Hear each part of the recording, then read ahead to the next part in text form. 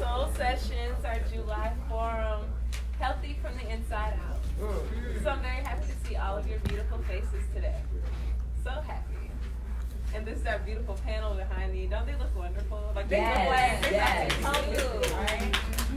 So where should I start? Okay, here we go. So it's a lot of new faces, a couple of new faces here, but I'll introduce myself. My name is Dre Sher Whitfield. If you see me, just call me Dre, because a lot of people have a hard time with those two-syllable name there. So Dre Sher, but always call me Dre, it's fine. And so like I said, our forum this month is on Healthy from the Inside Out. So this will be a conversation where we'll have, between the community and our amazing panel here, where we'll be talking about not only mental health, but about our physical health and the things that we eat that affect our mental health as well. So they're going to share with us a bunch of information that they have, their individual practices, what they specialize in, and I have some very awesome questions prepared for them. If you've been to any of our other forums, you may have noticed that we have like a larger dialogue between the community and the panel, but this time I really want the panel to be able to speak.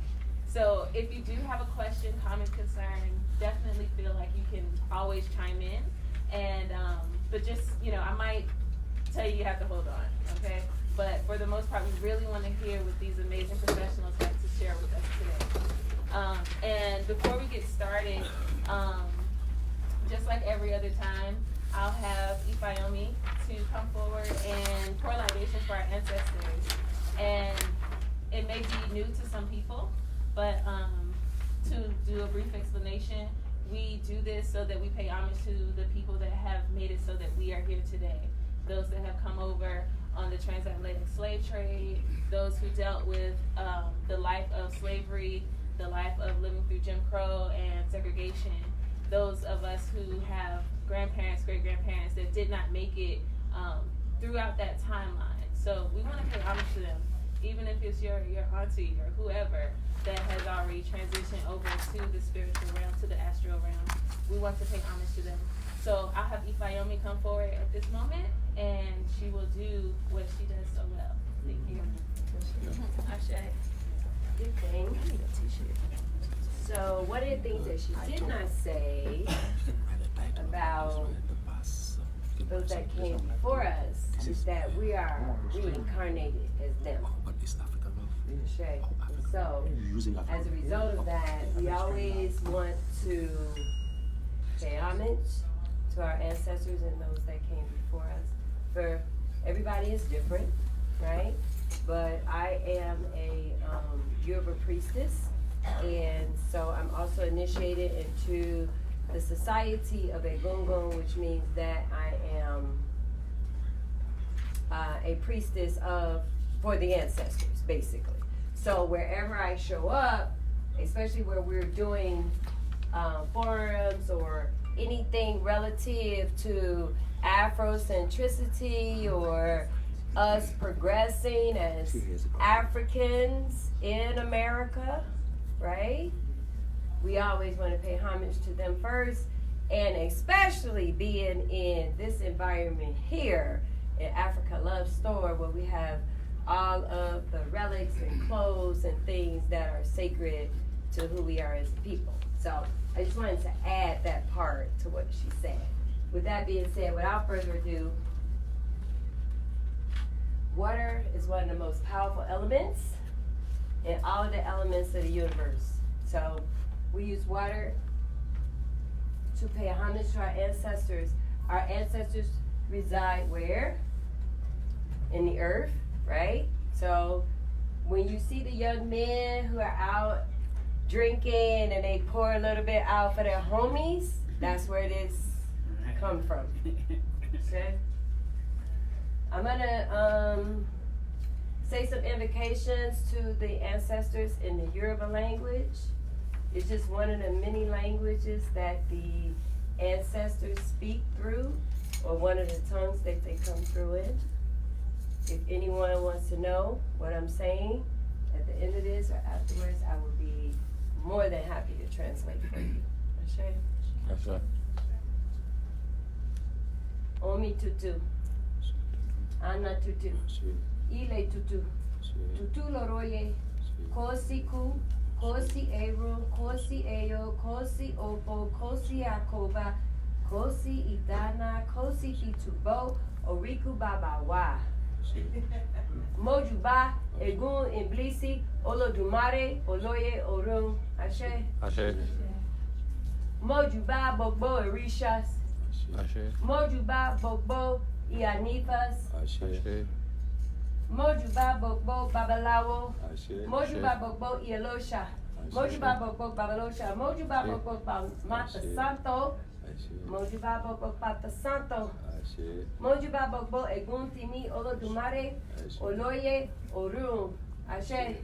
Mojuba Sunrise, Mojuba Sunset, Mojuba Baba Orumila O, Mojuba 400 Orumile, Mojuba Koda, Mojuba Aseda, Mojuba One, Yamio Sononga.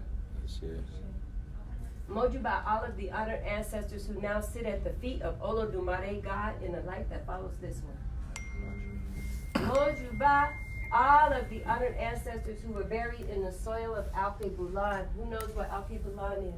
The original Africa. Original Africa. Ibashe, all of the honored ancestors who died on the Middle Passage transatlantic slave trade. Mojuba to all of the honored ancestors who are indigenous of this continent. Mojuba to all of the ancestors who died on this continent. Mojuba my mother. Mojuba my father. Mojuba all of my family lineages on both sides, whose names I do not know. Mojuba, all of the honored ancestors from Mara Zakate. Mojuba, all of the honored ancestors to Dresher Whitfield, who made this past forum possible. Last but not least, Mojuba to all of the honored ancestors, to everybody in this room. Ashe? Ashe? Ashe. Ashe. Oh. Ashe. Thank you. Thank you, Naomi. So, shout out to the ancestors. Hey, yes, always. Always. Yes, always with us, always guiding us. So, thank you again. You're welcome. So, for those of you who aren't familiar with Africa Love Store, the African Village, I'll just tell you who we are for a moment. We are a nonprofit 501c3 organization, nonprofit, where we bring cultural events to Las Vegas, but we also pride ourselves in building bridging the gap between Africa and the world, between Africans and African Americans. So we are here to create that bond between us all. And today, I chose Healthy from the Inside Out as our forum objective today because health is our wealth. And without it, we are ill in our body and probably in our mind just a bit. So our true wealth is our health. If we are able to get up, able to move forward every day, do the things that we do, then we are truly wealthy. Of course, we all need financial abundance and so forth. That stuff comes, but your body is the only place you have to live. Okay? So it's designed to introduce the community to the amazing opportunities that are available. So we want to educate ourselves on the signs of mental illness and create a safe space for us to talk about what our options are. So these amazing panelists here, which I will introduce very shortly, will be able to tell us what they offer to us as a community as well. We want to promote local black mental health professionals. A huge part of what Pan-African Soul Sessions is about is to put black-owned businesses like at the top of the list of who we shop with. It's like this thing. My dream is to have a little Africa in every major city, because I feel like there is a Chinatown, there's a little Mexico, there's a little Italy, there is all of these other places, and it's never a problem, you know? So I think it's about time that we decide to build Black Wall Street again. And all these For the third time. For the third time, right? So that is why we're here. And speaking of black entrepreneurs, shout out to Mix and Mixologist, who is actually here. Hey, girl. Hey, Julie Mix and Mixologist. She has provided a delicious, healthy beverage for us over in the corner there. So if you get a little thirsty, have yourself a drink over there. It's non-alcoholic. unfortunately. Next time she'll bring the gin. Enjoy that if you need. Mara, did you want to speak right now, or did you want to? No, I just Mara's want gonna to, it's have going to be a quick quick thing hello. just to say thank you again for being here. I'm Mara, I'm the owner of the store, but I'm the president and CEO of the organization too. And I want to thank you, these beautiful families in here, you know. And as you know briefly, we trying, you know, I mean, we an organization, like she mentioned it, the 501c3, trying to build this bridge that we all need, you know. I mean, I'm an African who represent, to me, all Africans. I'm born and grew up in Africa, a pure product of Africa, 100%. Never been in a US university or college, you know, learned everything that I got from there. So we're here today thinking that, you know, this is me on behalf of all Africans to play this role, to come, you know, to our hands to share what we know, what we live, how we grow in the little, in the culture. So now the organizations, as the African Village, as you know, have this team that is, we have Trey, we have Ifeomi that actually here, and then some other queens that are not here presenting because they busy on other stuff. But I just wanted to know that, you know, we're trying to build this bridge and be very open to all of you to see you more and more, because this is not negotiable. This is how it should be. I always say I'm not into a speech or anything like that. We're tired of talking about project. We have to act, we have to do it. And the only way we can do it is this. What we do is through music, but what I mean music, we're not gonna be here calling for a barbecue or all these festive things, because most of the time we think as Black, the only way we can come together is through food or dancing. It has to stop. We should be able to sit down and educate ourselves. This is why we're trying to create these kind of panels, you know, where we can target some very specific topic, and thanks to Dre for all the choices of different topics that we think that was the best of it, and for choosing all these beautiful panelists to come present. So I just wanted to say thank you, and we're looking really to see you more and more. Either you see me or you didn't see other part of the team, we will always be here, and that's what we dedicated ourselves to. So thank you so much. So without further ado, I'm going to introduce these amazing people behind me, our awesome panel. Thank you guys. I appreciate you all. So let's start here from my right with Jacinthe Wamala. Wamala. She is a licensed marriage and family therapist, instructor and clinical supervisor at UNLV, and co-founder of Ikubo. She recently opened an all-female private practice with 7 other marriage and family therapists in town. Her private practice focuses on serving women, especially women of color, and working on issues such as anxiety, depression, and trauma recovery. She has taught personal growth and multicultural issues and families at UNLV. She has spoken internationally on entrepreneurship, leadership, personal and professional development, as well as global and mental health. She was born in Uganda, but raised in Las Vegas, and never felt like she fit in. She and her cousin began Ikubo as a way to facilitate connection to culture and identity for themselves and others. Ikubo is a nonprofit organization that creates global service experiences focused on education, enrichment, and empowerment. She is passionate about diversity and cultural awareness in treatment, as well as in the performing arts, and spends her free time volunteering, traveling, and making memories with family and friends. Nice. Welcome, Jason. Next, we have Elisa Howard. She is a 7-year public health professional and community health worker, training instructor for College of Southern Nevada. She is also the owner of Minority Health Consultants, a small public health firm where they provide health education, prevention resources, and assist to ensure there is access, equity, and equality in health for all minorities. She currently serves as first vice chair for the advisory board of the Teen Pregnancy Prevention Program at Southern Nevada Health District, sits on the Nevada Certification Board, a proxy member for the Office of Minority Health. She is a member of the Nevada Minority Health and Equity Coalition, the Nevada Community Health Worker Association, and works with adolescents at Victory Baptist Church in her spare time. Wonderful to have you. Then who's beside her? Alexia. Hey, Alexia. She's one of Africa Love Team's own. She writes all of our articles. So if you check out her website, she's the writer. She's the go-to. She is also a 24-year-old blogger from Mount Vernon, New York. She's currently returning to higher education to complete her degree in psychology at UNLV in Las Vegas. Alexia is passionate about Black culture in America, wealth, wellness, and spirituality. Then we have Gordon Hale. He is one of our past forum regulars. He's always here to hang out. And I just love his spirit. He's just awesome, okay? So he supports us, and we appreciate him. Gordon has been an educator in public and higher education for a number of years. He's an advocate for proper diet and nutrition so that we may live healthy from the inside. He has received an enormous number of awards for his educational professionalism. Gordon has gathered several literature resources with topics directly related to health, which he is here to share with the community so that we can educate ourselves and our families as we continue on our journey. Welcome, Gordon. And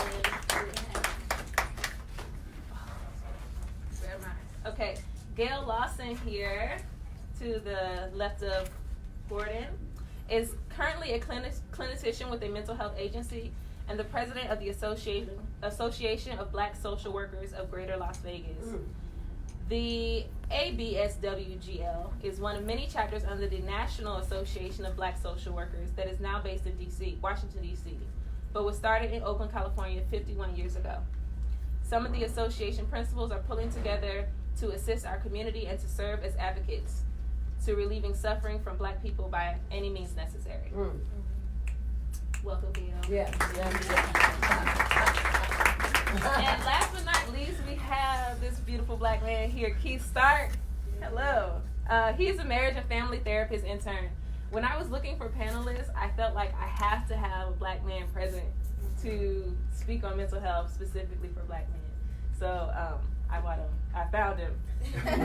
It's so fun, like the universe aligned when his name came up. That's all I'll say.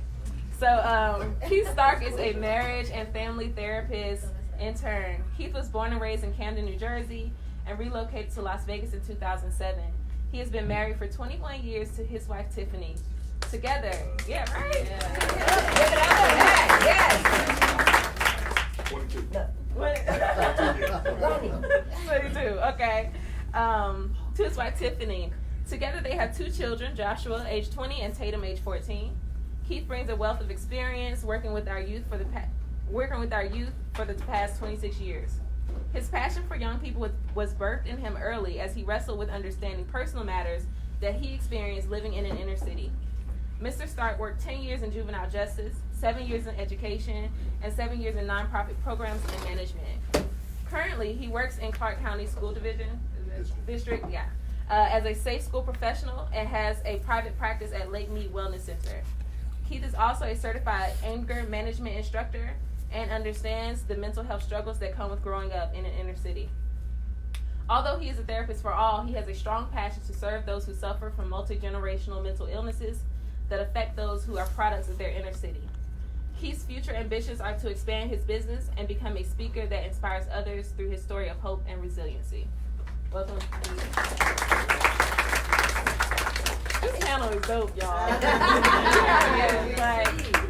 Yes. Wonderful. So I'm very happy to have you all. We are so thankful that you decided to take some time out of your schedules. I'm sure you're very busy to come and to speak to the folks, speak to our people, to our community, and to share what knowledge you have for us today. So I have some questions here that the panelists actually have in front of them. But the way I'm going to do this, I'm going to ask the questions, and you guys, if you feel led, take the mic, okay? And some of them I'll be asking directly, but I'll say so at the very beginning of that. Is that okay for everybody? Yes. Everybody cool with that? All right. So I will start out with asking what led you to go into mental health, which some of your bios say so. So you can give a brief of that. And also, what is your greatest success as a mental health professional? We're starting over here? Sure. Okay. So what led to me being in mental health is kind of a funny story. I'm African, and so I wanted to go into performing arts, and my African family was like, no, you're not. And so I was like, okay, well. And I always had an affinity for hearing people's stories and kind of being a listener, being a helper, and so psychology was my my major when I did my bachelor's, and then I did my master's in marriage and family therapy, and so I did that in order to be able to control my own schedule so I could still do the performing arts. So now, yes, stop me. So it was kind of something that I'd always grown up kind of enjoying and liking, at least at this point in my life. I came up with whatever my vision and mission for my life was, which was to promote, facilitate healing in the world. And so that's what I do in my private practice, and to me that means in every interaction with a person, you know? So I don't flip people off in traffic because that's not promoting and facilitating healing. So I take that to put it back, and that kind of is what aligned, it's my purpose, it's my life, it's my life's work. And so for me, the greatest success is when I have clients come in, and it's not about being at the end of your journey. I think it's more so about progress. So when clients come in and express that they've experienced a certain amount of progress and they're excited about what they're telling me, I think that's really fulfilling because at the end of the day, they only see me for like an hour a week or something like that, right? So they're doing all the work on their own. So to be a part of their process and watch them grow and evolve is like very, very heartfelt for me. Beautiful. Yeah. Thank you. I'm not in mental health yet. I'm studying to get my degree in mental health. But I remember saying that I wanted to be a psychologist when I was 12. My father, who has schizophrenia, his mother is a psychologist. And so she inspired me just watching her grow up. And I just have a natural passion for connecting with other people. It's very natural to me. Like, people just come to me and tell me everything. And I'm just very passionate about helping people as well. Like, just figuring out where you're at mentally and how we can move forward. Because for me personally, I have anxiety myself, and so learning about myself allows me to help other people as well. So that's where I'm at on my journey. I'm going back to school to finish my degree, and so I'll be like these pieces soon. Before I come to you, Gordon, I want Elisa to tell us a bit about her story, though, because she told me a bit as to why she switched over to having her own private space in her health journey. So I did say mental health, but in your journey of what you do, what gave you that feeling of I want to do this to help the community? So, just like Alexia, I have a psychology degree, bachelor's degree, and I wanted to always be like a counselor. Like I pictured the whole sitting on the couch with someone, the whole thing you see on TV. So I did my psychology degree. Just like her, people come up to me and just naturally talk to me. I just have that, I guess, aura about me or whatever. And so I always like to solve people's issues. I was in law. I have a paralegal degree, and I realized that lawyers were assholes. And that was not the field that God was calling me to. So I got a part-time job working in public health. It was supposed to start off part-time anyways. It just really happened by happenstance that I got into public health, and I started in the tuberculosis department at the state. And from that, I literally saw like just the disparities happening in the Black community. So every time my boss would show me some statistics or things that are going on and what we need to do, I'm like, where are the Black people? Where are the Black people? What are we doing for them? And Native American, of course, they're very affected by tuberculosis. Yes. So it just really just showed me like there's something happening here. There's a disconnect. And I was the only person in that particular department of color, so it just kind of made sense to me. So I don't like to do things that are ineffective, and I felt like in the state or in the government in general, we do a lot of ineffective things, and I wanted to be that change. So going into HIV after that, HIV is my passion, is my field that I've been in for the longest. It just really showed me that we have the highest numbers, African Americans in general, in every country with HIV. So it just showed me again what tuberculosis did, which was the disparities, and I didn't want to see that. So I said, you know what? I've worked at the state level, I've worked at the government level, and now I've worked at the nonprofit level. I'm going to start my own company, but then no one can tell me what I can and can't do. Okay, Gordon. Now, Gordon also is not a mental health professional. However, Gordon, I don't want to put you out like that, but I just want you to tell everybody how old you are. How old are you? I don't want to put you out, but I want you to tell us. Well, you know, He's like, well, Because I'm we get like, to that part. I just want to say that 10 years ago, I was teaching at the Adults and Educational Campus here in Las Vegas. And the lady who taught next to me was a 23-year-old graduate from Cornell in nutrition. And she was teaching nutrition, and she was watching how I would eat at lunch. And she said, Gordon, you're killing yourself. I thought, okay. And I was eating McDonald's every day. And so I started watching what she was eating, what she was teaching her students. So I started doing the same thing, and that was 10 years ago. I'm 78 years old. I started doing what she did, and also at the time, one of my former students introduced me to a product called Juice Plus. I've been doing that for 10 years. I have never been on any kind of a drug. And most people who are 50 or older are taking 3 to 5 to 10 drugs. None for me. And also, in Las Vegas, for the last 8 years, I've attended the same health conference. And that's how I met Dr. Joel Furman. That's the first doctor on the list here. Yes. All of these books I've collected over the years are all books about health in some form. In fact, most of the authors on here I have met right here in Las Vegas at the same health conference. Now, when I started doing Juice Plus, I met a lot of the doctors who were connected to the company.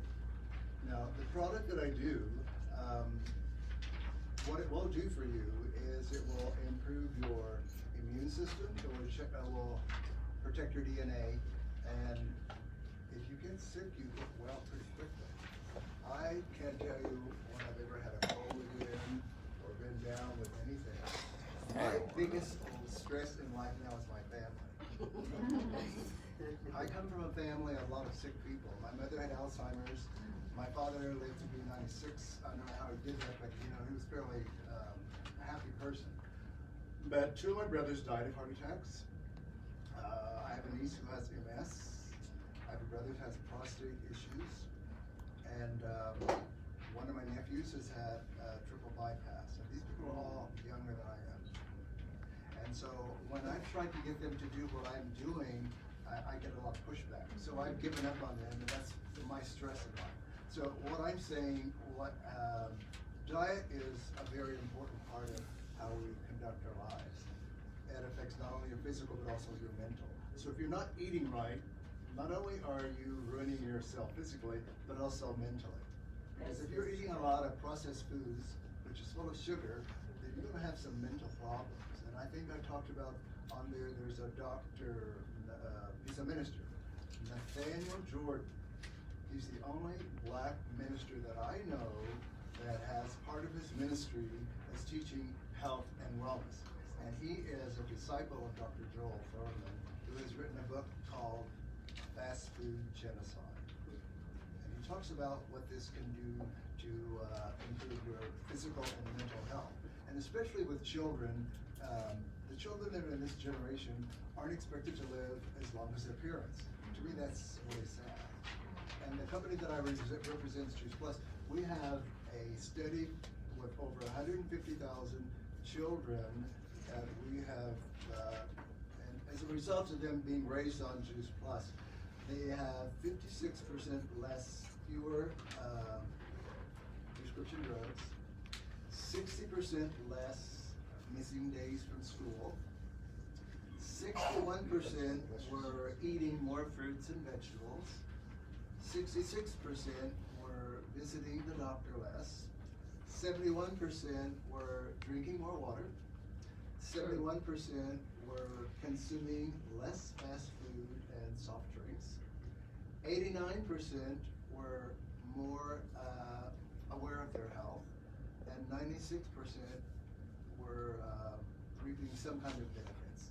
So the product does work. And we have over 25 studies that are in medical journals. We're in 20 different countries in the United States. And like I said, the product's been around for 25 years. So I'm sold on it. And like I say, I've been doing it forever. We have, I just happen to have The plug, We yeah. do support black business over here. Right. These are omega 3s.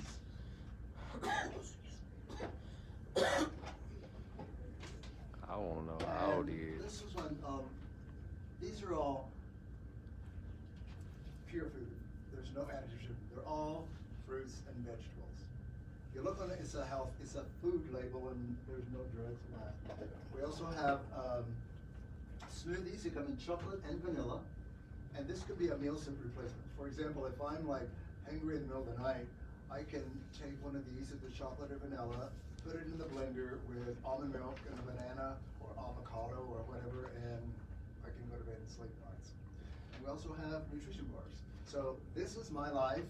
I mean, I do it every day. With these 3 products, I get over 30 fruits and vegetables into my bloodstream on a daily basis. And once you start doing it, your body starts craving more fruits and vegetables, and so will your children. Now, if adults are doing it and they have kids at least 4 years old, the children can do it for free. Like if a husband and wife do it and have 2 kids, then 2 of your children can do it for free. We have gummies, chewables for the children. It's all fruit and vegetable. There's no sugar added. And I know one child got in one of the packets and ate the whole thing. And just gave diarrhea. That's all it's got to be for. And I might add also, taking this product, you'll be very good. And so that's all I have to say about Juice Plus. And you know, this list here is a list of all the medical books that are in my personal library. I mean, it's not all of them, but it's most of them. But like I said, when I started doing this 10 years ago, I started collecting literature to educate myself. Because you know, doctors don't take nutrition. The only state in the United States where doctors are required to take nutrition is the state of California. And that just recently started. So when I go to my doctor gets all of these boxes. And she doesn't know how to take care of me. I tell her how to take care of me. Chair. Thank you, Gordon. those are. Can we see if you pass the boxes? Pass the boxes? Yeah, but you can have a card also. You can pass the box. Okay, I'll pass the boxes for us all. All right, thank you, Gordon. Thank you so much. Next, Hale. We'll go back to that original question of telling us what got you into mental health, and what do you think maybe your biggest success was as a mental health professional? Well, not to repeat everything they say, but I agree. And I think one of my greatest things is restarting this association. It's getting other Black professionals to help Black people. That's my greatest thing, because we all do this, but we don't help Black people. There's a lot of us that won't even see Black people. And I think it's sad. So with my association, I take those, what I call pseudo-Black people, and we talk about it. Why don't you help people who look like you? Why don't you invite them to the table? Why don't you work with them? Why don't we do this? We need this. We have generational trauma. Okay? We need to address it with somebody who looks like us. Right? Do you really feel comfortable going into a room saying to someone who does not look like you your problems? And expecting to understand. Then you don't know where we are. Like he said, we don't know where you guys are. The Association of Black Social. Come and find us out. We have other Black clinicians that are willing to help Black people. Simple as that. That's your greatest success? That's my success. I love it. Helping us Black people help Black people. Okay, do you guys have anything that help students prepare for the LSU? Oh, yes, we do. Oh, yes, we do. Okay. Yes, we do. We encourage Black people to take every test. I'm not sure what everybody does here, but to become a licensed clinical social worker, you have to take 2 tests. Yes, they put us through a lot. You have to take a test after you do your master's. Then you have to do 3,000 hours. Then you have to take another test. So they don't encourage us. And and a lot of us are not encouraged, but we encourage everybody to keep going. Get to your highest so you can see us. Because you know, we have to be better than everybody else. So we must take it all the way to the end. So that's what I do in my association. All the people who have their VAs or they take one test or don't take the test at all, we encourage, we help train, we help do testing. There's enough money out here for everybody. That's what I tell everybody. Stop trying to be stingy. There's enough money out here for all of us. Because black people are always stingy. I'm sorry, I tell like it is. That's just me. That's why we have Pan-African Soul. We always don't want to help nobody because we're worried about the money going to somebody else's pocket. Well, I don't want to help that sister because I ain't gonna get this money. I ain't get this money. That doesn't happen. There's enough money out here. There's enough black people who need help. Help them. Stop playing. Don't you say. Stop playing.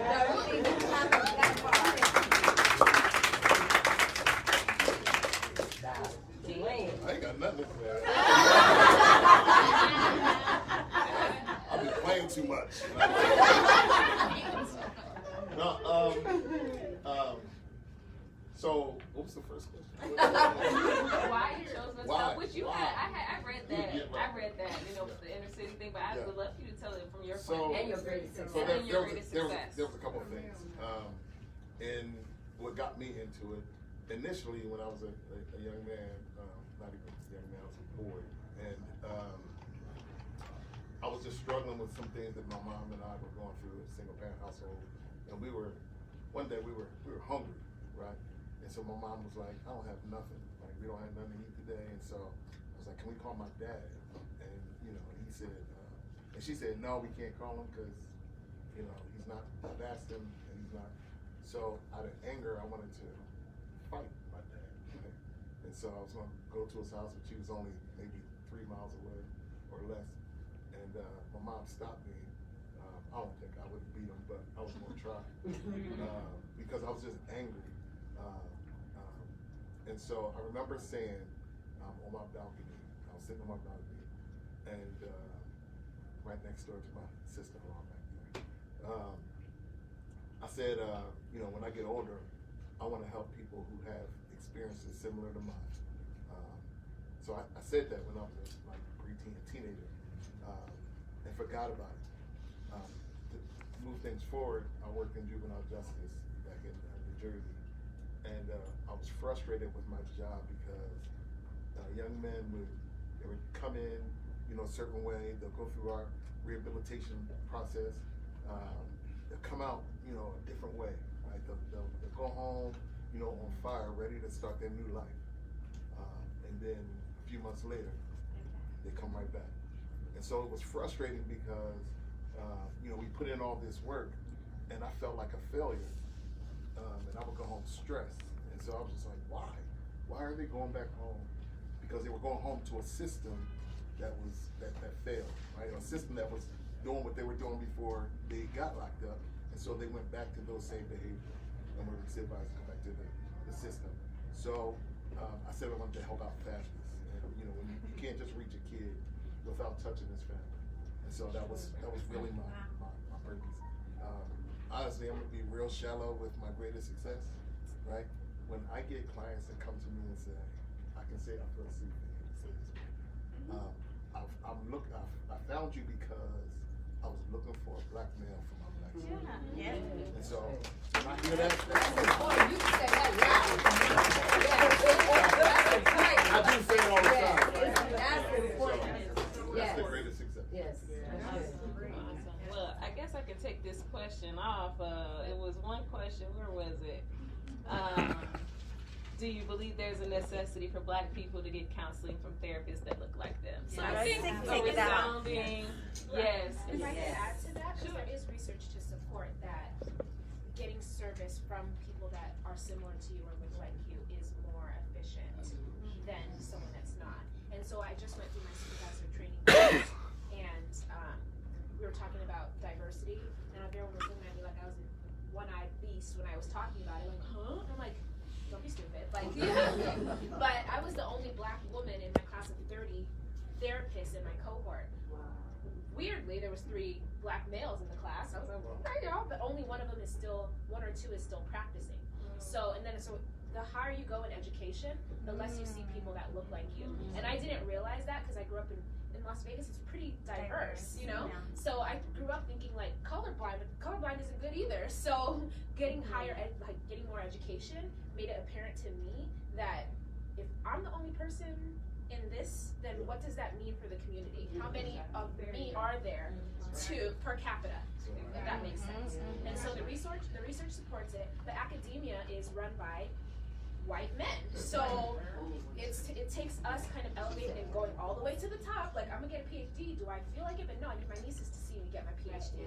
And I mean, exactly. So it's not necessarily for me, but we have to go all the way so that we become the people that are controlling things and writing books and creating policies and procedures. Yes, exactly. So absolutely. and there's research to support it. So it's not something that is just like made up or where it's unfounded. Because people specifically ask me, like, one of my sorority sisters was like, is it weird for me to want to find a black therapist? I said, no, not at all. I said, you deserve to have a black therapist, a black female therapist. So I would just like to comment on that. I know that it kind of seems like that question is off the table, but it's really on the table. And let me say why. From my own personal experiences, because most of us, especially those that are my age, I'm in my 50s, and so most of us in that age range, we came up in an era where black people didn't get counseling, right? So I don't know about everybody else in the room, but I come from Chicago and from the South Side, and so we thought that was for white people, just to keep it real. Like, we didn't know that we were really suffering from post-traumatic slavery syndrome. Thank you. We didn't know that we were suffering from that, and so we have these things that we were going through. Me, just in my personal family life, and I'm sure everybody has a similar story, if not the same. And so there was a point in my life, I was close to 40, and I did not know, but I knew that I was about to have a breakdown that was getting ready to take me out. Like, I knew it. So, like, by the time I was close to 40, like, everything had compounded itself and just compounded itself. And so I'm not knowing, even still at the time, that a lot of this is post-traumatic slavery syndrome. I don't know that, right? And so I, in spite of my family and everybody else think, I started looking for therapy on my own. Because I knew that if I did not do that, it was a wrap for me. It was just gonna be a wrap. And so my job at the time I didn't realize that I had therapy, whatever. It was a part of the insurance package. But then when they was like, oh, you have to call this person, and I was like, well, wait. And I called, and it was a white man, right? And I'm not racist, but I am pro-black, and I have no problem in saying that. And I knew when I heard his voice that this man could not help me. I knew when I heard his voice he could not help me.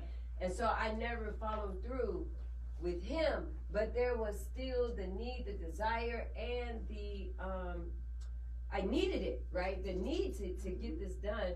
And so I ended up finding an African-American woman that was a therapist. That was my very first exposure to any type of professional therapy ever, and it changed my life. Just the fact that I was able to not only do it for myself, but to be able to talk to someone that looked like me. I knew that white man that I was talking to on the phone, even if I went to him, he couldn't help me because he has no reference point. Nothing. He can't even begin to even connect to what I'm saying. So at that point, I'm just a body. I'm just a paycheck for him. I'm just another client. He can't relate to me. So to your point, yes. First of all, because we're all products of the residuals of slavery, we all need therapy. tell it like it is. And if we have not done it, make it happen. Because I'm still in therapy.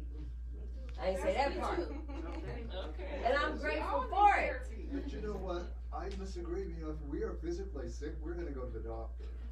But So if we're having some problems here, same thing. We need to get the help. Yeah, Except when you go to a medical doctor, you're gonna get drugs. Right. And you don't wanna do that. And I'm add also to this, if you are taking into your body processed foods, sugar, and all those other kinds of things that are injected into chickens, which are not supposed to be that big, it's going into your body and affecting your physical being as well as your brain.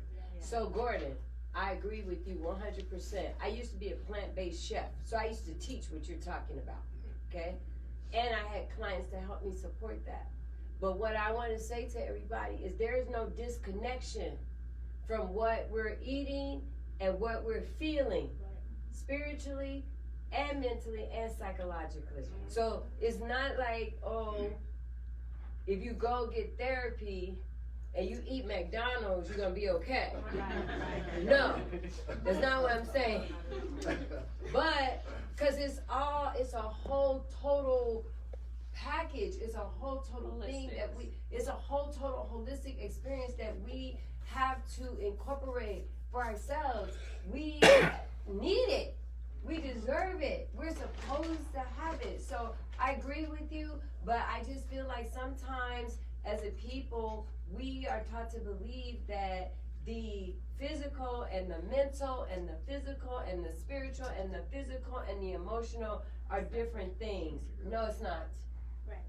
It's all one. And I would say to me, the reason why we have so many mental health issues is a part of the post-traumatic syndrome. Absolutely. But also because we're so far from living our original lives. Thank you. Right? Yes. Original Yes. people. Yes. Where are we supposed to be at? What kind of climate? We're not even in an environment that supports who we are. Right. So we're So we're off. Not necessarily an allergic reaction. You know what I mean? Yeah, it is an allergic We're reaction. having like a severe allergic Yes, reaction. absolutely. Being displaced. Yes, exactly. Being displaced. That's what it is. Working in the land, being outside, getting sunlight, eating the right food. Yes. And in public health, there is a spectrum called 8 dimensions of wellness, and it connects the mental, the emotional, the physical, even where you work. Right. All of those things. It's all of it. All of it. It's a part of the whole. Thank you, thank you. So I have a question. I have several questions. One is for you, but this is kind of, you said something that struck a chord. I want to remind you guys, I got my questions. You didn't ask for something. You might go ahead and do your thing. So, you mentioned, about the medication and not, necessarily needing medication and taking certain things. And I'm bringing that up because there was a time where I was adamant against medication. However, I have not, through my research and studies, found any plants, any other natural resources that address issues such as schizophrenia, and then other mental challenges that, and I don't like to say problems, because we're all designed differently, but challenges that one may face. So I would like to hear from the professionals, those that are both professional in the herbs and plants, those that are professional through education and training, spiritual, all of that. When we are addressing these mental issues, because my mother is schizophrenic and I have lived through what happens when they are not on their medication. And I think that bipolar, requires medication. I don't think we're getting around that.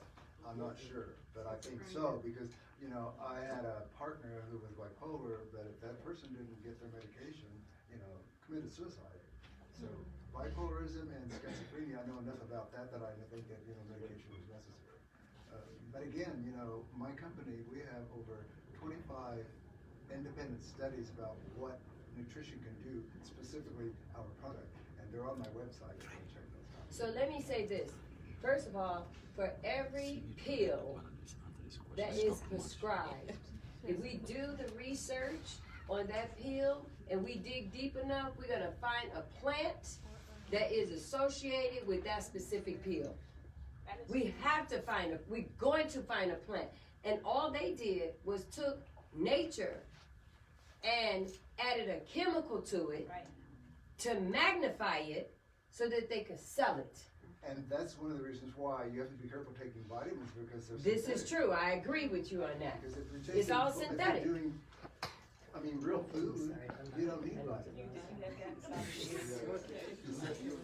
So it wasn't until I worked in certain, like at an agency and at juvie here in town, that I was really exposed to seeing certain mental health conditions in real life, if that makes sense. So there's book smarts and the knowledge that I got about schizophrenia and bipolar and ADHD, but then when I actually saw someone having a psychotic break in front of me at juvie, I was like, oh, that's yep. They need to go to the hospital. You know, like right now in this moment, they need to be stabilized because they're not safe. Right.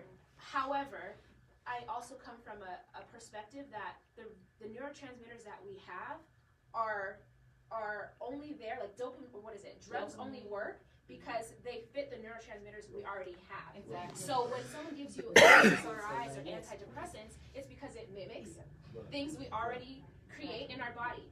Now, that doesn't mean that it's going to be a fix for everybody, if that makes sense. Yes. However, there's people that are on medication that are still having psychotic breaks, that go and get stabilized and go out, and then they have another suicidal episode. So medicine is also not the cure because they're still dealing sometimes with the same exact severity of their symptoms. Now, I know this is not. We have a pharmacist in the building. His name is. Yeah, let's get the professionals talking.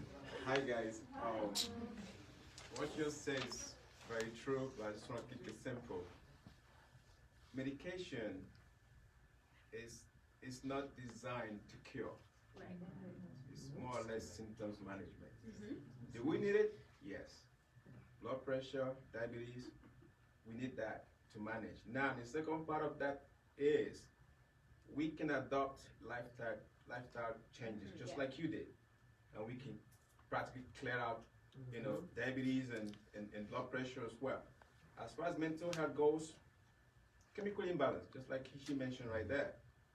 We need some synthesized medication to give us back that chemical imbalance, to maintain us so that the schizophrenic guy is gonna be okay, the suicidal guy is gonna think normal. We need all these things, but to a moderate level. We can't just live by medication alone. I have a question, or slightly question, comment, thing, what have you. So I'm super naturopathic, and I know that our let that food be thy medicine is what Hippocrates and Imhotep said. So before we had all of the traumas of the world, I don't think that we had schizophrenia or bipolar or these things. And when we didn't have those traumas, which is why I feel, that's why this panel is about mental health as far as going through the route of therapy. And I don't know, people who go to therapy for schizophrenia, well, I mean, I guess they do. But they do. Very intense, I'm sure, with meditation. But it's a holistic approach. That's why I have this form where it says healthy from the inside out. Our gut digestion. Our gut has the most amount of serotonin production. So the stomach is considered the second brain. So when you have that leaky gut and you've eaten those foods that are not nourishing to your body, that are drying out the brain, that are adding to the pain and the stresses of life. Even myself, I was really dehydrated this week. Well, really, I've been dehydrated for a while. So I went to one of those IV hydration places, and when I saw my body suck up the hydration fluid, it was like, Dre, get your together. So taking care, but in that moment of not being physically well, I was also stressed in my mind. Everything's irritating me. I'm just like, like they get on my nerves, this, that, like ready to snap in certain ways. But realizing that your body health is going to affect your mentality as well. And the reason I chose therapists for this panel is because I know that the traumas that we have dealt with in our experiences here, specifically as Black people, it can only be healed by going within. So by going within here. So I know that we're currently on a conversation about medications and not medications and what have you. And I hope that we all go home with our own decision about that. But I'd like to continue the forum with And I have one thing. That's one thing I can And I promise I won't say nothing. If you want to be a panelist, I can help you a chair to get Let there. the panelists go first. So the thing with that is that therapy isn't enough. I'm gonna say Which is that what he again. said, which is what the Therapy the is pharmacist not said. enough on its own. Someone Right. might come into therapy and I tell them, if you need to go see your doctor, check your levels and all that stuff, see if there's a biological factor that we might be missing. Because you might need to be regulated before we can even do the work. However, when I suggest to my clients many a times that they need to have a step-up process, because once you hit medication, what's after that? Like, we're gonna cut out a piece of your brain? Like, there's nothing after that. So when I suggest to clients that there needs to be a step-up process, go back to the basics: sleep, food, and sunlight. Right, exercise, activity. People are like, huh? You need to exercise. What? Stop eating sugar. Huh? Change your life. Get a different job. Me? So people don't want to do the work. It's too much work to change your life to be well, because we don't live in a society that's catered to our wellness. We work inside of buildings that don't have enough sunlight or windows. so sorry. We don't have food that you know what I mean? So when you tell that to somebody, which has been my struggle as a therapist, to say, this is what you need to start. Your kid is depressed. What do they eat? Right. Like, how much activity are they getting? And parents are like, food. So it's a holistic thing. Therapy's not enough, but you have to have all the pieces together to be able to do it. Sometimes people aren't, until your body's gonna whisper until you have to hear it scream. So when the body is screaming, people are like, oh, what's going on? Gotta do something now. I'm pre-diabetic. Guess I should stop eating sugar, you know? So that's But my you last see, thought. a big problem is the fact that if you go to the doctor, they don't know, they say lose weight. Well, people don't know that It's they're not eating about bad. weight, though. They don't even know what they should be eating. Because I have a lot of my clients who say, I eat healthy, then I ask them what they're eating. Well, they're not eating healthy. They don't get it. So this is one of the reasons why this list exists, because I recommend a lot of books to people. And within my company, I cannot ever say to people, stop taking medication. But what has happened when people get into taking Juice Plus, when you have your blood work done and you go back, you find that perhaps you don't need high blood pressure medicine anymore. Because when you start getting the right nutrition into your body, which is plant-based diet, then your body kind of heals itself. That can I take us back to drawing boards? We need to educate people about their health. Absolutely. Enough of those. Absolutely, and it starts with our children. Right. That's why we have a children's study. And that's why I specifically went into 150,000 health children. education, because the information that I knew was not getting back to the community. So even though the state, the government, the health district, everybody has all of these programs, they gear them towards Black people. We just don't see it. So there's literally grants that say, go out and help African Americans with their diabetes. Go out and help African Americans with their high blood pressure. So they are giving it to us, but yet they make this money available to also go back and help us. So it's this system that's going on. They also know that we're not getting that education. So Right. they can say that they did it, Right. but they know that we're not getting it. But that's not necessarily true, because tell me your name again, is it again? Alicia. So to your point, you're absolutely right. I worked for the University of Nevada Cooperative Extension for years. They had a program called Healthy Hearts. They had a program called Food for Health and Soul.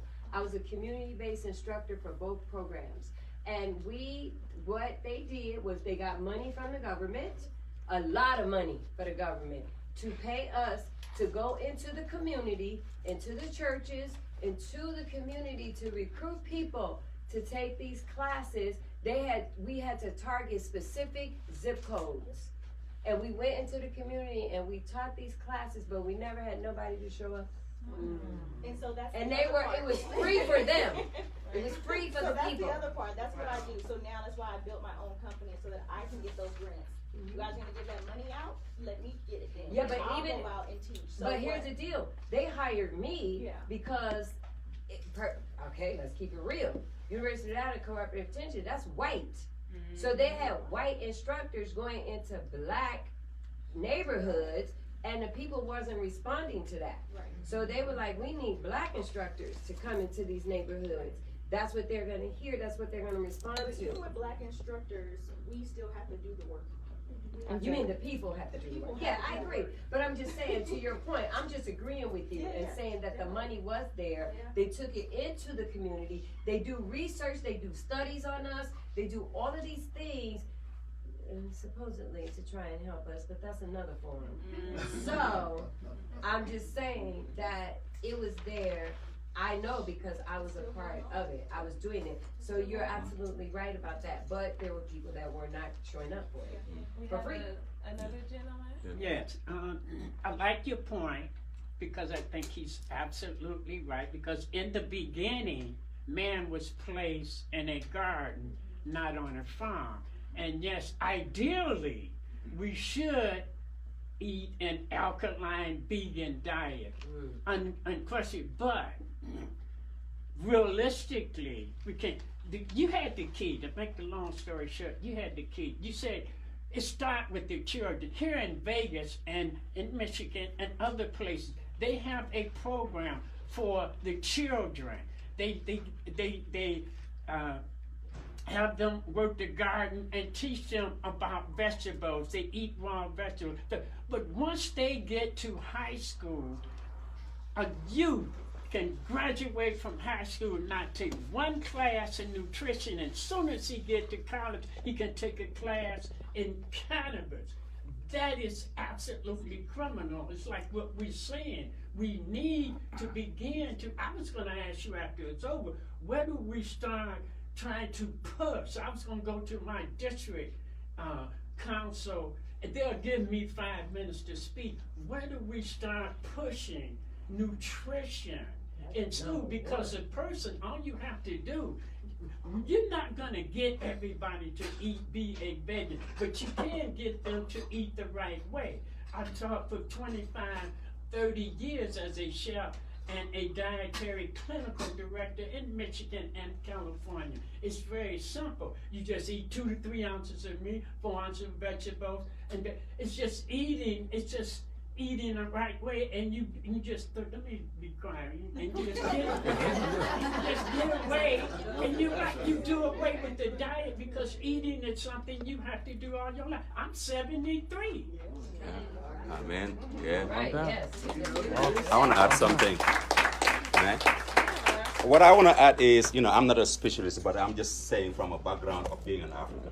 Because I do remember growing up, in Africa, either your grandparents, the main thing they will tell you that, your education is based on the food. This is what happened, we said food, before you eat, because we're talking about food, right? Before you eat, blessing is very important. You got to pray. You got to get back to spirituality, because you bless a food, even if it's come negative, you might be, saved out of it, Second, even right now in Africa, we start having these kind of problems like you're having, and we know that it's more in the city than even in the village. Because why? We're getting away from our culture. First of all, we used to eat with our hands, contact direct between the food and our mouth. Yes. Now we're using spoon that you don't know what kind of chemical or whatever they make it out of. And it's no problem, here, that's the culture. You go this, you go to China, they have their steaks, but you go to Africa, it's with the hands. But we have a reason why we eat it with our hands. Because first of all, we believe that when the food is in contact that with yourself without having nothing in between you, it will save what you're going to be eating, what's going into your belly. That's why we're eating with our hands culturally. Third thing is that when we eat, how we eat it, we don't talk. We respect that. That is very important to be respected. When we eat, we take our time, take the 5 minutes, eat and go. You can't be there having all these hours to be playing with it because you're disrespecting the food. This is how we see it. That's the third thing. The fourth point is that, conversation with the food, it's the food. You can't bless something and be there just playing with it and having all these kids. I get scared now when I see these kids playing so much with the food, because back in the day when I was a child, you get your ass kicked like many times, you know, and then you play with it, you know. And the fourth thing is that, again, this relationship with food, because we're talking about something come in our stomach. In Africa, we all know that we eat so much rice. All these negative things that can kill people, we do it in Africa. And they're still there. Why? So we believe that spirituality, blessing the food, respecting the food, eating in a natural way, will always help. And that's why we don't have the problem. Those who have the problem are those who are in the city. They're trying to be Europeanized or whatever. That's my contribution. That's my contribution. He said that's my contribution. It's been like 40 minutes. You guys, this is wonderful. I'm so thankful that everybody's so involved. That's why we have Pan-African Soul Sessions, so we can all get this knowledge. Okay? The second question I'm going to ask. Let's see. Do you believe there is a central cause for mental health issues in the Black and African community? It's central cause. So, like, I mean, I could. It's like everybody wants to talk. Do their thing. Yeah. Do your thing.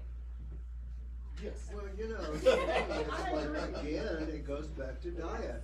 I mean, we have the highest rate of diabetes, heart disease, and all this kind of stuff because it's a diet. I mean, if you go into the communities, the Black communities, what kind of restaurants do you find there? McDonald's, Burger King, and this is where the people go eat. I'm gonna, I'm so sorry. And you know, one more thing about veganism. I don't promote veganism because everything vegans eat isn't healthy. That's true. You know, this, what do you call this? Exactly. Burger thing is out. Impossible Burger? The Impossible Burger. Well, you know what? It's causing issues in rats. So it's impossible. And besides that, It's impossible to digest. It is. It's processed food. The other thing outside of food, the central cause. I think because being Black in America, we weren't allowed to speak on a lot of things. So going outside and saying, "Oh, I'm having problems like feeling emotionally upset or whatever," that was taboo. So it became a culture to just stay strong and to stay faith. Strong Black independent woman, right? Yes. Wear that mask. Right. Wear that mask. Yeah. Like my family, we didn't talk about problems. That was never allowed. Like you don't go outside and tell nobody what's going on. What happens in this house stays in this house. That's right. So that's just that mask. Mom.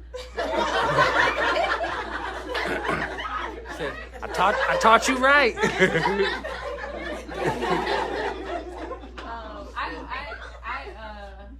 I'll give my own synopsis or my own thought behind what the central core issue in Black America is with mental health. White people. Yeah. You know my answer, Rodney. Okay, I don't mean that it's white people, but I mean that this society that we are living under, this oppressive system of life. And I'm thankful to be in existence at this point in time because it is the age of information. Yesterday, I think it was, Black people were 55 years totally free after segregation.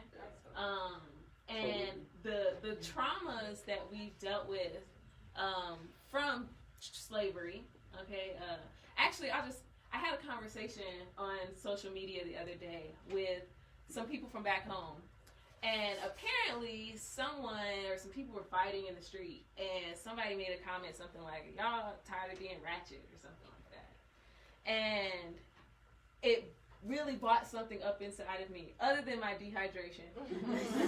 I snapped a little bit. But the reality that everything that people are experiencing, that angry person that's fighting in the street, or that promiscuous little girl, or the distrust that we have with one another. That I don't trust that I'm going to support your business because I don't see value in you because I don't see value in myself, you know? So all of those things are heavily rooted, literally rooted in white supremacy. Just our education, we haven't been taught the truth, you know? We've been given this ability to go to the 3rd grade, and then if you can't read, we're just pipelining you for prison. So then my dad went to prison, my uncles went to prison. You know, I know I'm going to prison too, you know. So the feeling of still having people ripped from us, our family's still torn apart. That's all of those things are within us as far as our culture, our people, the things that we deal with, and even on the end of Africans that are in America, the Africans that I've come in contact with, not all of the Africans I've come in contact with, but a good majority of them, I feel, in my mind, I say that, you know, we have the slave mentality, but I think there's the colonized mind, and that they are mirrored images, because there's so many Africans that say, oh, Africans don't support each other, or we don't, you know, you can't get Africans to work with each other, or what have you. And it's not something that's innately in our DNA that makes us that way. Our journey through this existence is what's made us that way. And I feel that through mental healing, through going through that process, we're able to undo those generational curses that we've been dealing with, the non-trust of one another, the self-hatred that when I see myself, I don't really think I'm beautiful, or I don't like the way I look in this way because it's not according to the ideal standard of what European beauty is. So I have this question: how do you guys? I don't know if people. I mean, I'm sure, assuming that people do come with that rooted cause of self-hatred. And would you guys consider self-hatred a form of mental disability or mental problem? Yes. I'd like to speak on that.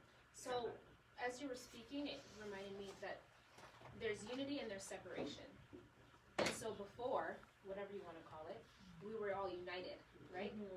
And then colonialism and slavery came in, and we got separated.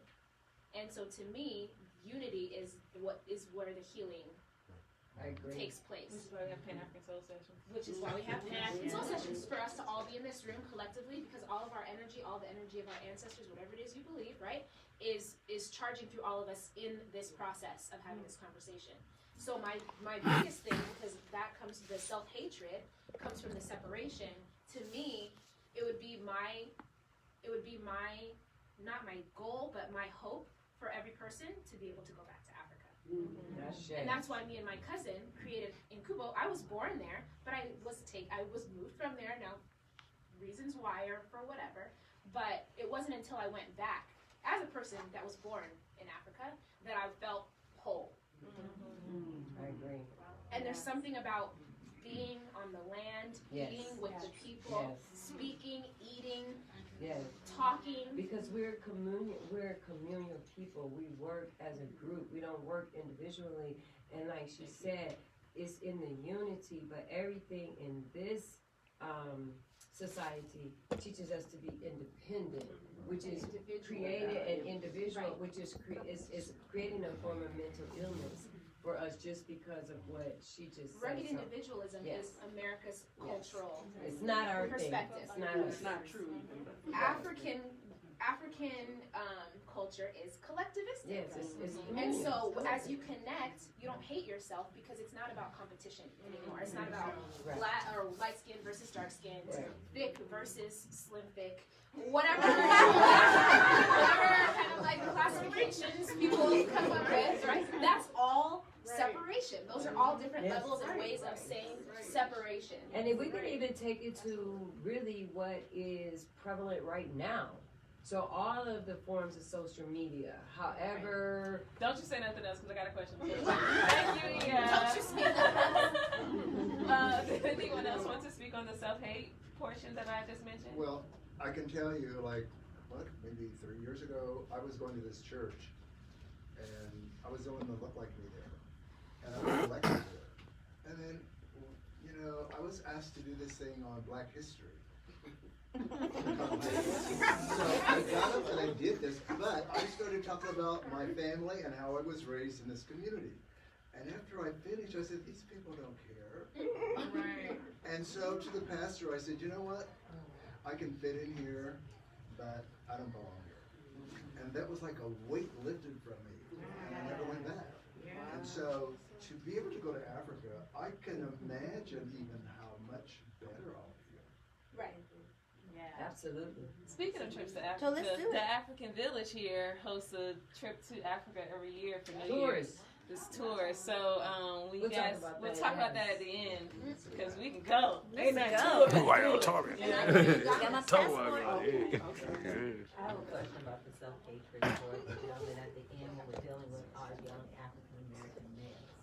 Have you done any programs in the community addressing our young black men and the hatred that they feel for themselves because they're killing each other on a daily basis, and the adult men are killing the younger men as well? So I work in a school district. I was a teacher, and I'm gonna answer your question. But funny story, what you said reminded me of what they actually do in church. I was a business teacher initially, and so as a business teacher, I taught business, right? But then the principal came to me one day and said, "Mr. Stark, I have this class for you to teach. You'll be great at it. We think you'll be wonderful." And I said, "I'll do it. Thank you for choosing me. What is it?" He said, "African American Studies." Right? And so I said, "So really, what you're telling me is because the other guy left, right? I'm your choice, right?" He said, "Okay, yes, that's the answer." Now, mind you, I was born and raised here. Right? And when I talk to young people all the time, I talk to people, period, I talk about how we here in America don't know where we're from other than Detroit, Philadelphia, Compton, Chicago, We don't know. And some of us, if we live up north or we're from up north or California, some of us can talk about, where we came from in the South, right? Well, my family's from Louisiana, my family's from Mississippi, But before that, most of us have no clue, right? And so when I meet people who are born in Africa or who know they're African, like sometimes I'm like jealous because you have this experience that I know nothing about. And so, so to answer your question, one of the issues that we have is we don't know who we are, we don't know where we're from. And so I do run programs, my anger management is really geared to our kids. And when I work in the district, when I teach, and I taught African American Studies, I wanted to make this connection with our kids, African American kids, and our history. And so that's really my focus. And so when I do individual sessions, with kids that look like us, that's part of my sessions. Do I do any programs as of right now? No. But the school year starting, the school year coming, that's something I wish to do. Can you create the curriculum, or is the curriculum created for you? No, I create the curriculum. Nice. I create the curriculum. Yeah. That's a win. I have. Some, just depends on where you go. There's no curriculum. Well, there's one now that was created for African American history in the district. But that only went, at first it started off talking about African American history in our country, and then it went to African American history just in Las Vegas, and that was like 85% of the curriculum. So. My brain is like opening as you were talking, because it's called the Yale versus jail principle, right? Yes. So it's about immigrants. So immigrants that come to the States, they did a study, and either they're gonna thrive and be really, really successful, or they're gonna tank, and they'll typically end up like in jail or high levels of crime and whatnot. And as you're talking, everyone is an immigrant. Everyone that's not Native American is an immigrant. No, Back to that, there's high levels of African Americans being imprisoned and have suffering and things like that is not only because of the system being corrupted, but because of that Yale versus jail. And the reason why we started in Kubo is that there's also research that suggests that those who are first generation or immigrants suffer from mental health issues such as depression, anxiety, and things like that, because it's a lack of feeling rooted. Because you don't fit over there, you don't talk the language, you don't have the same I don't have the same mannerisms as my cousin that grew up in Uganda. I don't fit in here because I'm not black enough, weird or whatever, right? And so that not fitting in, that lack of identity, is what leads to the self-hatred. But if everyone is an immigrant, that same thing that I'm dealing with as a first generation immigrant is what someone who was stolen that came here is dealing with, because it's generational. So. Yeah, I would like to add also something very important to this, if time allow. I think, because I'm talking about my own experience and what I've seen America from the outside, I think so far in each cities you go, and as you know, all these drum classes, all these dance classes are growing all over. You never see someone who's dancing African dance or African drum be using drum, because you get high from that already. I think, again, we got to come back to where we're supposed to be. Where we're supposed to be is our values and our cultures. You're talking about, gangs of fighting. What we're fighting for first? It's always about gang or territory or whatever. Territory for who? Long history, Mara. Long history. Okay. No. Look, and I got it, because I'm not the type of to go, but and I understand we all have a work that we came through that make African Americans to be today. It's not like I ignored it or I didn't know, because I've been living here for 20 years to understand that. But I'm saying, to where I stand, I'm about solution. I'm not about what we've been through already. We got it, it's there, and I understand that. We have done that already as Africans. Now, what it is we all know that our own main problem is identity. Why not to go back to where we come from? It can be on a trip, go to Africa. Through my experience, I take groups where I remember on my first time taking groups, I will have groups, they get there, and I see people changing, and I'm like, why are they changing like that? I didn't understand. But what I do happen to understand is these people, and that's when I start calling my trip to Africa, I call it pilgrimage to the Motherland. Because I do know those people, no matter how you can smile, do whatever what you do on the plane, you get there, I start seeing people changing. Because why? You wake up, your ancestors talk. You back to your ancestors' land. And once you get there, you get healed mentally. You get healed, whatever sickness you have in your body. I've seen it. I've seen people who never was supposed to even have babies. They get there, they start having babies. And get wiped and all of that. That's not a scientist talk. Okay, that's not a scientist talk. No, hold on. Come on now. It's not a scientist talk. It's some reality. We different from anybody. Okay? We got to come back to our source if we want to heal ourselves. All these problems we have is about getting back to where we're supposed to come from. Even us being an African, being here in this country for so long, change us. Because we're trying to get things that is not ours. Right. But those who stay there, they different. Because they still live in it. So now my understanding is, to answer your question, all this violence, what to do in the program, that African village, what we create is this. When I first came, I do believe it that drumming is very important. Drumming. Because it's the heartbeat that can help. So what I did is, I created a 40-foot container. I brought 400 drums in here in America. And I started establishing program in California where, again, you go to school, you design your program. And this is where it's important, because these programs you're talking about, you got to be careful to where the money comes from. If the money comes from a grant from these white people, they're going to control your story. Make sure you control your own story. And what we did is, through my store, 10% of my money sponsor our organization. So which means that even if I have a grant, most of the money come from me. So nobody will tell me how I design my story. And I think that's where we should start from. Start from investing in our own, to create our own program so we can control those own programs.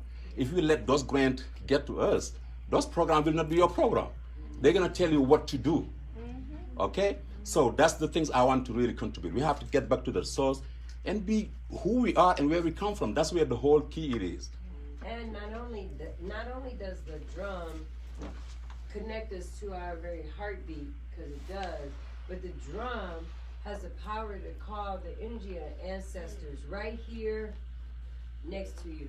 So anybody that's beating the drum, contrary to what they believe, even the trap drums, which were made from the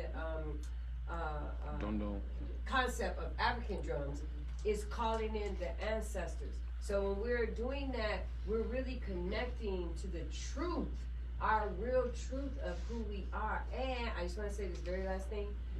We got mental health, and everything that everybody's talking about in mental health is very poignant and is very, very true. from the food to having a different levels of healing for ourselves. But there's one thing that we don't have up here on this panel, and that is spirituality, and how spirituality is usually, and so yes, I'm talking as a yoga priestess right now, okay, for those who don't know, is usually the thing that sends most of us off into schizophrenia when we're not in alignment with our spiritual destiny. I'm just gonna lay that right there.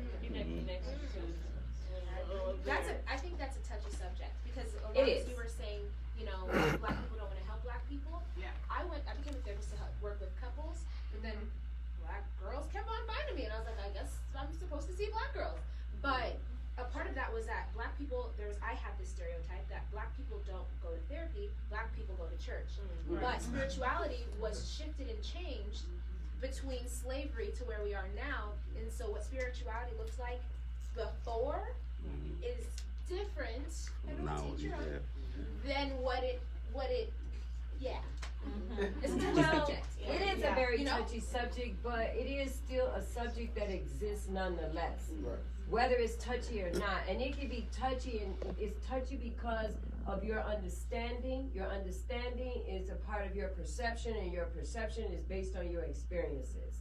However, when you get new information and new experiences, then now you have something to compare what you know or what you thought you knew to now the new information that you have. Okay, y'all. I got another question here. Is this sport?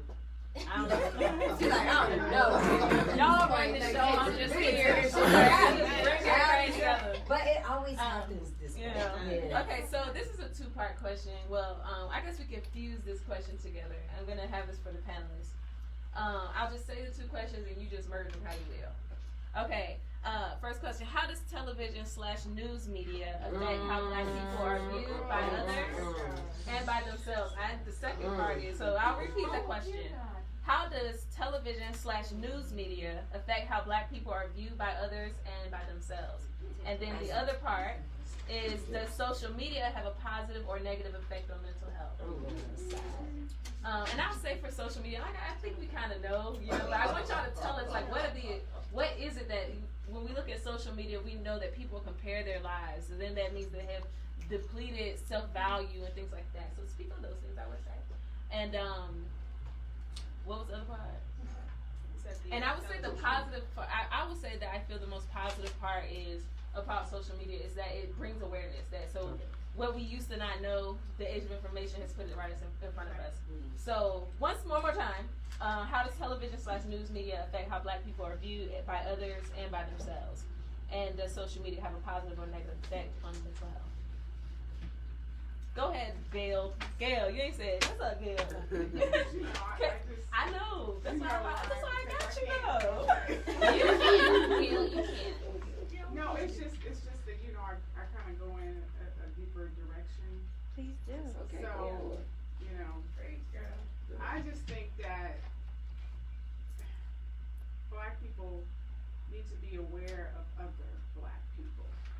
Okay, what they're showing on the TV is usually false. Okay, they want the world to see us as these people that should not be on the earth. Come on. This is how they depict us in every single thing. There was a guy that was talking about a cartoon. They're doing it to our children. They're putting racism as cartoons. They're saying the N-word in cartoons. Okay? And what are we doing as adults to help with this? And I agree with whoever said this is how mental illness starts. When you're a child, you're exposed to this stuff. You don't know what to do with it. Then you have a parent that doesn't know what to do with it. This is what I'm talking about with generation. I know I'm going off topic, but it's generational and we don't even know it. Until somebody comes into the room with me and I explain, sometimes I'll see a client and I'll tell them, I said, so did this happen with anybody in your family? Or did this happen with a friend? And then they just go, oh my gosh, yes. You know, we don't even know what we're doing to each other. We're always fighting each other. They're showing us fighting each other. They're showing us that we cannot be together collectively. We cannot. We're so busy trying to do all these other things to prove to white people that we're better. Okay? We compete with each other constantly with education, with material things, and all this stuff to be the better black person. Constantly. And it's just ruining our culture. It's ruining us as black people to have this competition. People need to put their egos, take it somewhere, throw it away. You are a black person in America. It doesn't matter how much education we have up here. Okay? They still see us as that Negro. Right? And a lot of us don't realize that. Okay? And they get on my nerves when I hear them, and I'm sorry. And I'll tell them, like, do you hear yourself right now? So you think you're better than this girl? You think you're better than her because she don't have a degree? Why do you think you're better than her? Both you guys are black people in America. They're gonna treat you the same way. So use your education to educate that person. We need to use what we have learned to help each other. Help another black person. Stop sitting there comparing and thinking you better than. Okay? And we see this in social media, and we allow this to happen constantly. We even believe in the hype. We see stuff on TV, we believe it. And then we'll bring it to another black person and say, see, this is how you should be. You should be like this, or you're not good enough. How do we treat each other like that when other cultures are not? And you know why. We're not going to go there to the Willie Lynch letter. Okay? Oh, yeah, it's from the Willie Lynch letter. Those who don't know, look it up. This is why we have self-hate. I don't want to say nothing. I don't want to say nothing. Okay? I don't want to say anything, but that's where the self-hate comes from. They did this to us on purpose, and we are allowing it to continue. Social engineering. Okay? They did this, and a lot of us don't know that we were programmed. Okay? And we constantly stay in the program. Yes. It's like, why are you letting them continuously keep you a slave? Right. I talk to people, I'm going, okay, I'm sorry, you're a slave still, okay. I say this in my head, I'm like, oh, you still a slave? You don't even realize, okay, I'm sorry, go ahead. Who wants to talk? This is what I say to families that I talk to and in my own family. Turn off the TV. Because I don't care if it's adults or children, you are being brainwashed. Yes, Because program. if you watch TV, I don't care whether you're watching the news, whatever, you are being brain manipulated. Right. I don't watch TV. Right. You know, if I can't read a book or maybe YouTube something, then it doesn't mean anything to me. Because like, I'm into books. I'm addicted to books. I need therapy. But I'm really, because like, you know, I look at people watching television, and you know, if you watch TV, you get a half-hour commercials of drugs and food that you shouldn't be consuming, and the image of what you're supposed to be. So I tell families, turn off the TV. You should have a home library for the family and your children. I have a adopted niece. She's only 2 years old. They already have about 300 books for this child. She was read to in the womb, and she's still being read to. And I can't tell you how many families that I know that refuse to send their kids to school, period. And I always give the example, you know, Elon Musk took his kids out of private school because they were doing the same thing you would in public schools. Because if you aren't letting your child be creative and learn to be creative and discover their passions, they're not ever going to be able to think for themselves. They will be taught what to think and not how to think. I'll speak on social media. For me, when my mental health is declining, I have to stay offline. I've deleted my social media a million of times. Because what I'm thinking and what I'm feeling, you won't like, because you expect me to see this perfect version of me. It's what social media does. So when I'm in moments that I can't deal with everything that's going on, I have to step back and I have to get offline. So it's something for me personally, you know, the algorithms on social media, it's like gambling. Like they know what you're liking, they know what you like, and they're gonna be showing you these things that are like feeding that, what is it, serotonin, dopamine, whatever it is in your brain. And so it's about having awareness to know where you're at, to because you go online while you're not feeling at your best, you're going to see things that are going to perpetuate that self-hate, that insecurity. So for me personally, it can be negative when you're going through a rough time mentally or emotionally. But then of course, like you said, awareness, that would be the positive aspect of it. There are many things that are being shown now, especially being Black.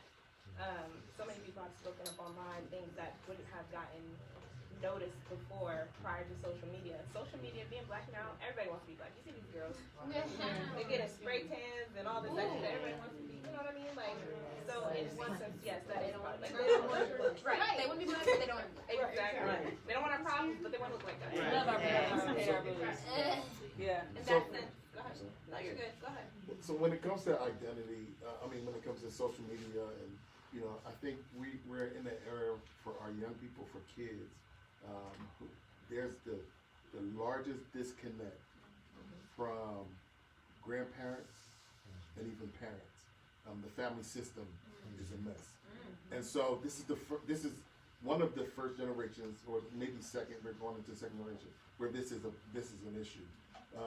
You can think back when a lot of us were young, right? Our grandparents were around, right?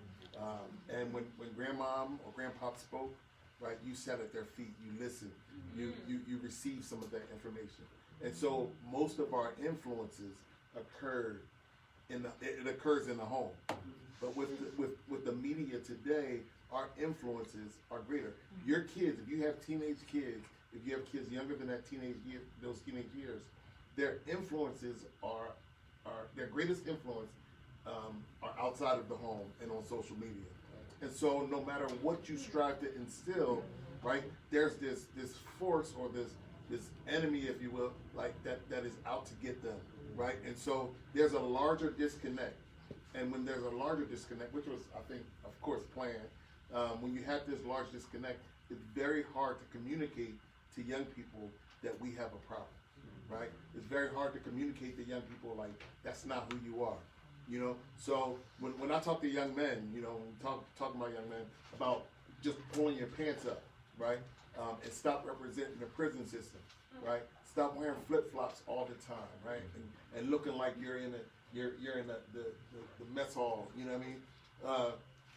I feel like, no, this is the style, this is what we do. But do you know when you try to educate them, they're like, I know that's the prison system, but this is who I am, right? And so before you walk around grandma, it was like you straighten up no matter what you had going on, right? You hear grandma's voice, or you see grandma or grandpa's eye, they look at you a certain way. You straighten up. But now, there's such a huge disconnect that young people don't even, it don't even faze them.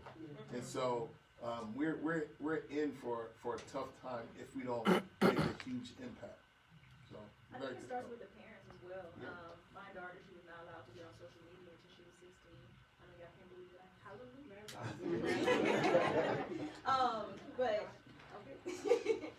But that's something that, as parents, we have to take back, right? We have to take back what the world. If the world is giving this, doesn't mean that we have to take it. It means you have to step in and be a parent. You have to step in and say what you want your children to do. So I think my daughter is very self-aware because of the fact that she wasn't allowed to have a cell phone. She wasn't allowed to do the things that her other friends were doing. She wasn't allowed to have a social media account until she was 16. Until she was wise enough in her mind psychologically to even understand what social media is. You know what I mean? So there's just the developmental stages that people go through. And if you're not at 16 years old, if you're still at your second stage where you were supposed to be, a little bit smarter and wiser, there's some things your parents should be not doing or not letting you do. There's this saying where people say, you are what you eat. I say you are what you see. So self-image is a very big thing that psychologically kids are going through and people in general are going through today, even grown folks. Even grown folks are going through self-image. They get on social media and they're comparing themselves, like Gail said, to everything.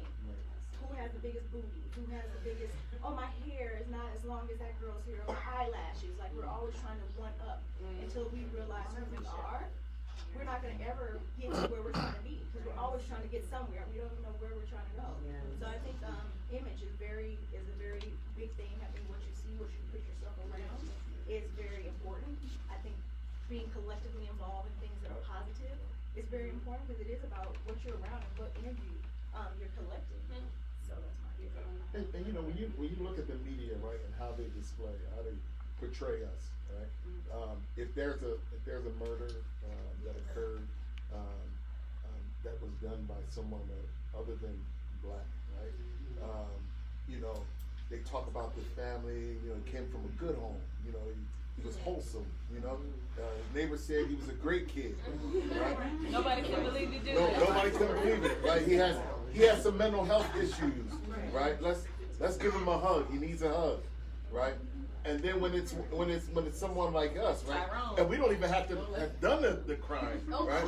We could just be like in the area and they like look at him, right? Like we know he did it because he was in the store last month causing havoc, you know. And so, or when they talk about us, they talk about how we've done this. We were in a gang when we were 4. You know what I mean? Like all these different negative things, right? And so when we see that, right, it does something to who we are, right? It, you know, we know that, you know, that people have it out for us. The police have it out for us. And, you know, white people sometimes, I'm gonna say it, white people don't understand, you know, when they hear about the police, right? When they hear like, no, the police are here to protect and serve, right? Yeah, that might be true in your community. But I don't know if you realize, but how the police department was formed, you know, like it wasn't for us, right? It was for us, but to keep us, right, to come for us. And so that's how they were. So nothing's changed in that, you know. And so I think we as a people, we have to stop looking at or being shocked that we're being treated in such a way because the laws, you know, it's not set for us to be protected. And so we have to communicate that with our young people. You know, like my wife and I, we raise our kids a certain way. You raise your daughter. We all raise our kids a certain way. But there's millions of kids that are out there that aren't being raised the same way. You know, I had a situation where I wanted to kill a kid. You know, just recently. But you're not gonna put that on air. It's no better way to say it. Did you put that on tape? Oh, we live. We live. But you know, this kid was about to get into a fight this summer. He was in summer school at a behavior school, and I worked in a behavior school for the summer. And I said to this young man, like, hey man, you okay? Let's go over here so we can talk. And his words were, excuse my language, like, get the fuck away from him, right? And so he was about 14 years old, but a big kid. So I said, oh, my man, I'm not against you. I'm not trying to get you in trouble. I just want you to move out of this way so you won't get in trouble. So they won't. And so he said, man, I don't care what you say. If you don't get out of my face, I'm gonna make you. And so me, you know, being the guy that I am, you know, I said, hey, young man, you know, this, you might want to try, but I know it's not going to work out well for you, right? And so he approached me with anger, and he was mad, he was frustrated. And so, you know, I wanted to hug him real tight. But his mom comes, right? His mom comes, and so, you know, by this time the police had grabbed him, which I was trying to stop from happening, and put him in the office. And so the mom said, where's my son, right? And I said, well, your son, let me tell you about your son. This is what he did. He was being very disrespectful, you know, towards myself when we were trying to stop him from getting into a fight. And she said, huh? So where's he at now? I said, he's in there with the police. Oh, that little motherfucker can't get kicked out of the school. This little, what is he doing, right? And so all she was focused on was him being kicked out of school, because if he gets kicked out of school, then he'll go to jail because he's on probation. And so, but her attitude and her behaviors was just like his. And so I'm sharing that story to say, like, we have parents. You mentioned parents. We have parents that are so lost and so broken and don't realize it, and they use their, you know, they use what they got to get what they want, you know, instead of, you know, using what you got to get what you want. And so, you know, it's such a challenge, and it's so frustrating working in a system where, you know, people don't know that they're sick. So I would like to add on to that. So I have if you've been coming to Pan-African Soul Sessions, you've kind of been along the journey that I, in my heart and my spirit, have designed to lead us to a certain mentality of change. And I feel that this was a really, really important one, because it gives us an opportunity to address those things like, well, the parents is kind of messed up too. And the parents' parents, believe it or not, were messed up too. I went to Marianne Williamson. She's a presidential candidate. Yeah. First of all, I love that lady. She's leading with love. I'm not like endorsing her, not endorsing. I'm just saying she's leading with love. But what she said and what makes so much sense and is a very root cause of our issues in this country is the economic inequality that is our reality. That a lot of black people are poor, really poor. Like even at that place, it broke my heart to see some of the people from the neighborhood come in, and they're not even thinking about who this white lady in the middle of the room. We're not thinking about nobody else in here. We just came to get a plate, you know. So that mentality of like, you know, it's easy for us to point and say, oh, they, you know, they're this, they're that, their parents this or that, and it's like, and that's also part of what that whole conversation why I had to snap on social media the other day was that we lack a certain sense of compassion for those people, that they really don't even know that they're sick, you know, and which is why I've created this direction of the panel. So we're actually going to close down soon because it's almost 9 o'clock. I know we have a good time, but our September panel is on business and entrepreneur support. And so it was my hope that with this session we would learn a bit about why we don't necessarily support each other, to get to the root of those issues of like why I don't see you and value you, or why I feel like I need to get a discount when I patronize your business. But you go get some Gucci when you get some money though. Oh, right. Okay, but you're right. Right. So those are some things that I wanted to break up in this session, which I do feel that we did. Another thing that the reason I chose that one after this is so that it's not even going to be able to be held here. I already know where we're going to have this next forum because I want to have a lot of black businesses, and I'm also going to have special speakers that will also speak on black businesses from the point of, as a black business, I need to be able to come to your establishment and feel like I'm spending my money at Gucci. I need to come and feel like I'm valued as a person that's patronizing your business as well. So it'll be a little bit of something for the consumer as well as for the entrepreneur, the seller. What I feel is through economic empowerment, we're also going to talk about collective economics as well. Because once again, that's like, to me, it's like, these are the solutions, guys, you know? We'll also talk about collective economics. Rodney Smith is here holding a wonderful looking, awesome book there, Black Economics, Solutions for Economics and Community Empowerment. Those are things that we need. So that forum will be next month, or month after next is September the 20th. But I want us to take the things that we've gathered here over to that, because if we start to support one another, not only economically, but just like Gail said, help another black person out.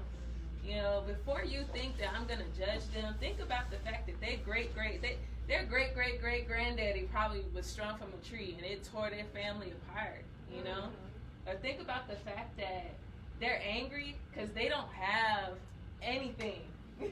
They ain't got shit to lose, you know?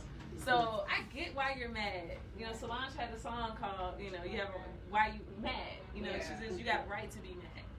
So through loving each other, through saying, you know, I see you black man, I see you black woman, smiling at each other, saying I love your hair, it's beautiful, complimenting one another, supporting one another, bridging the gap between, hey, this is my friend and she does this and I know that you need that service, so we'll hook y'all up. Okay? Those are the things that I feel will help us to heal, not only economically, but spiritually and emotionally as people, to support one another. I gotta go to my notes in the back. I mean, it's kind of like I kind of cut off the forum, but it's 9 o'clock, guys. I mean, what do you want me to do? Marianne Williamson, I just want to recommend a book, Return to Love. Even if you guys don't want her to be your president, she's been talking this game for 20-something years. Yeah. She is 30 years. She's really about love, and she really says the root to everything is getting back to love. And I just recently read a book called Adultery by Hale or whatever. Yeah. And literally, this book goes through this whole thing, but at the end, it talks about love. And it talks about how that literally is what saved this person's marriage, what brought them back to who they were, finding themselves. It really is all about bringing everything back to love. Once we love ourselves, we can love other people, and that's really how everything starts. Speaking on books of love, speaking on good books about love, a book that I recommend to any person I ever come in contact with, the book changed my life. And it's called, well, 2 of them. The first is called The 4 Agreements, and the next is called The Mastery of Love. And they are both by a man named Don Miguel Ruiz. And they taught me what I didn't necessarily I didn't get it from my mom, my dad, my family, because they didn't get it from anywhere. And I didn't get it from school, because my teachers, I'm from Virginia, 40 minutes from Jamestown, where Christopher Columbus got his lost ass off the boat and decided that this was their land, you know? I'm from that place. So I come from a place where it's just black people and it's just white people. And I see that, like, I've lived it, you know, like I know that. And those books taught me to rid myself of self-hate and to study myself and to learn, like, you know what, actually, why do I think this way about myself? Or why do I think this way about them? And that's why I asked the question about the media, that we watch the news so much that we don't trust the next black person. We watch the news so much that we looking at each other like, you know, we clenching our own purse. That's what the white folks do. They lock their doors, you know? So I think that it's imperative that we come to a place of love for one another, that I love you just because I know that you got melanin. You know, just because I know that your journey, whether you are black or you are Black American or African American from Africa, literally, that we share the same blood of the people that endured so much, that endured this transatlantic slave trade, that endured slavery itself, that endured segregation, being sprayed down water holes, attacked by dogs, that we are made of that blood and bone. And with that, we are capable of loving each other. And it just takes things like the Pan-African Soul Sessions to bring us to that realization, like, you know what, I love you, and I love all of you. I want you all to know that I love you. I love you guys. So I want us to love one another like we love ourselves, but first we have to love ourselves. Okay? So those are great books. Other books that I want to read, tell you guys about, Dr. Joe Dispenza, Breaking the Habit of Being Yourself. I am the biggest geek nerd about neuroplasticity and quantum physics, and it feeds my soul.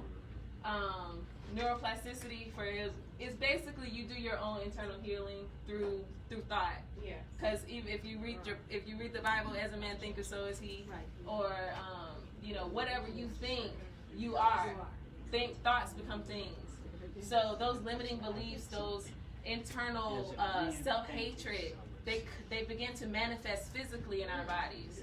And I'm just throwing this out there, but I feel like many women that get breast cancer is from broken hearts, you know, or people that have irritable bowel syndrome because they got bad nerves, they're stressed, they're tense, colon cancer, they're not able to release, like things like that, they're not able to let go of things. Those are physical manifestations. Another book, The Body Keeps the Score, Bessel van der Kolk, and You Can Heal Your Life by Louise Hay. So all of these books, as along my journey of life, I mean, the professionals are like, yeah, get that. Okay, those books are books that have helped me in my journey towards self-healing, self-realization, self-love, that allow me to see stuff that I didn't even know was there. And a lot of our people don't even know what's there. They don't even know, and I get frustrated because I'm like, don't you see? And they don't see, but I have to have compassion, and I have to have that feeling of like, you know what, I'm just going to continue to be the light, because that's what my purpose is, to be the light, so that people may see what it is through me, you know, and I try to lead with love, y'all. I hope y'all feel the love. So a Facebook group that I'd like you guys to add yourselves to. Look for it. It's called From the Inside Out 757 Clean Eating. So my student, one of my previous students in massage school, both of his parents passed away from cancer, and he had once I introduced him to I had my students watch Forks Over Knives, the documentary Forks Over Knives, What the Hell, all those books, all those documentaries, check those out. I had them watch that, and he changed, and immediately, the next day, he's like, I'm done with meat, I'm done with dairy. And he's created this group, which is why I named this forum Healthy from the Inside Out. It comes from Vance, his name's Vance. Also, another group to join is the Pan-African Soul Sessions group. So just type that in, find it on Africa Loves page, Pan-African Soul Sessions. It'll give you updates on what's happening and when things are gonna occur. Like I said, September, I don't feel like it's gonna be here. I also don't know where it's gonna be. It's gonna be here. It's gonna manifest out. I don't know, Mara. We might not have enough space. No, that's just rooted. That's what also sometimes I said, change your game. When you start something, don't see too much big. Just go what you add on your log. Yeah. And when it's get to that point, everybody will know and you can grow off of it. But it can be here.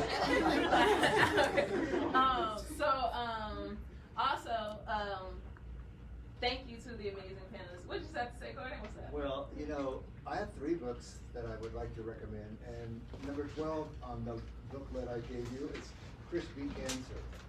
I've met Chris.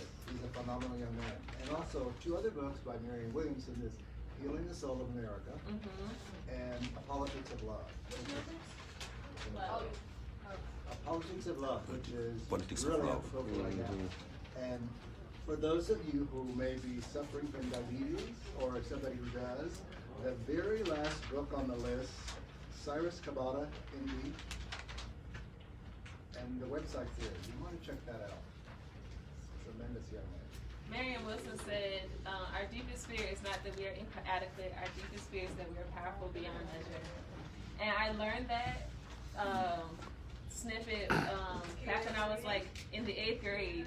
And yeah, it was on Aquila and the Bee.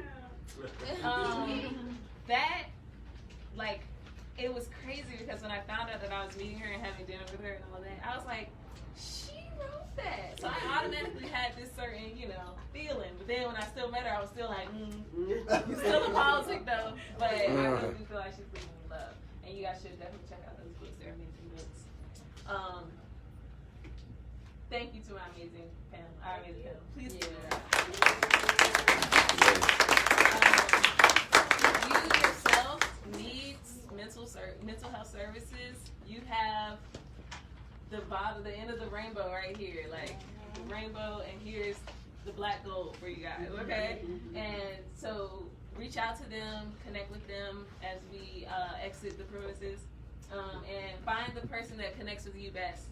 I also would last forum, when we talked about education, there were a lot of people that really wanted some answers for education. And I hope that there are a lot of people that really want some answers for mental health and for economics and all these things. And we discussed how we can't wait for whoever else. We literally have to be the people that do it. And I was very excited that so many people were saying to me, well, what do we do? What do we do? I'm like, look, y'all, I am not Jesus the Christ. I don't know. But we can be our own savior in this way. So I know that Kai and her husband were speaking about creating an app for a curriculum. If you feel like you know something, if you connect with those people that are into education or that are into these health professions, I'm sure Elisa could use some people on her squad or something to get the word out about her health services. How can we assist these entrepreneurs? How can we assist these mental health professionals and nutritional professionals in their journey? Because it's a give and take. We can't just take. And yes. Can we start a contact list? And that is the thing. There is a sign-in sheet over by Papis. Okay. I'm gonna screenshot it. Sorry, y'all. There's a list over there. So get on my intent is to put in the Pan-African Soul Sessions group is to put the list so that people can make those connections. I also am gonna be back there too with my own little list and just with some categories of where you feel you fit. Because I want you to do what you feel you can do. Like, what do you love? Because that's what we live in, and we're working these jobs that we hate. You know? Find what is your passion and what do you love to do? So I have a space back there for you guys to just kind of come and put your name on the list or what have you, and your contact information, and I'll group people together and you guys run with it and come back and tell us what you come up with. Okay, like don't just run and be gone. Yeah. So I'm thinking about things that you can do, right? Something that you can do is sign up to be a mentor for NPHY. They have, it's called the Power On program, and everyone's hearing about all of us Black people going missing and kids being kidnapped and human trafficking, which gets ignored obviously because no one cares about us. But mentorship is one of the leading, statistically shown things to help our community or help any kid really to not use drugs, find themselves in the system and that sort of thing. So you, whatever you do, can be a mentor. And I've already signed up myself, and so now I'm advocating and I'm charging all of you to sign up. And the woman's name is Lenore. She's amazing. But it's NPHY Power On mentor program. So I would expect all of you to do that. Thank you. And she's very serious about Kayla Lenore. She's like the most beautiful spirit. Like she's just. I'm obsessed with her. Sorry. She's me too. Her hair is just. She's amazing. Have you seen her hair? She's great. So sign up, be a mentor, because that's something that you can actually do. Like you can send an email today or tomorrow. That's something. Yeah, that's like today. And go through the tour as well. She'll lead you through a tour of the facility so you can see how these young children that are boys and girls are being sex trafficked right here in Las Vegas. And it'll break your heart, but hopefully it'll make you want to mend a kid. You know. And even if it's not that organization, I mean, mentoring in general, we all have heard the stats of mentoring, education in general. I think you just mentor a kid, or even, what is it, big brothers, big sisters. I mean, there's so many things out there. Your local church, a friend of yours that has a kid, you can literally just start to mentor them. I think we think too much, and we think mentoring is some big thing. But it really is just taking a kid by their hand and helping them and guiding them and being that contact for them. So don't take it so literally. It's not that hard. You can literally just adopt a kid. And that's the village. That is the village itself. My last things here, I'm going to do our announcements. Okay, so once again, the African Village is a 501c3 nonprofit organization devoted to bridging the gap between Africa and the world. Our upcoming event, I don't know if you guys got one of these. Did everyone get one? Yeah. A Touch of Africa, Las Vegas. Let me tell y'all, this is about to be. Last year. Tickets sold in here? Yeah, we have a physical ticket right now. So you can pick up your tickets right at the desk. So basically, we're bringing an African ballet right here to Vegas. We're gonna have vendors, so we'll be able to support local Black-owned businesses, and we're also going to have an amazing fashion show showing many of the African Love Store garments, as well as Coral Afrique, and other Black designers. Ifayomi is gonna be y'all see how fly she is. Right? Then we're having Le Ballet d'Embaya is going to be performing. They come from Los Angeles. From Los Angeles. And then we also have Trusan West African Dance Institute that's coming from Columbus, Ohio. And Olabisi, who is a local dance group right here. So it gives us the opportunity to support local youth that are dancers, that are in the arts. And dance classes tomorrow. Okay. There's going to be an African dance and drum workshop on the next day. So this is August the 10th and the 11th, by the way. The 11th is the dance and drum workshop.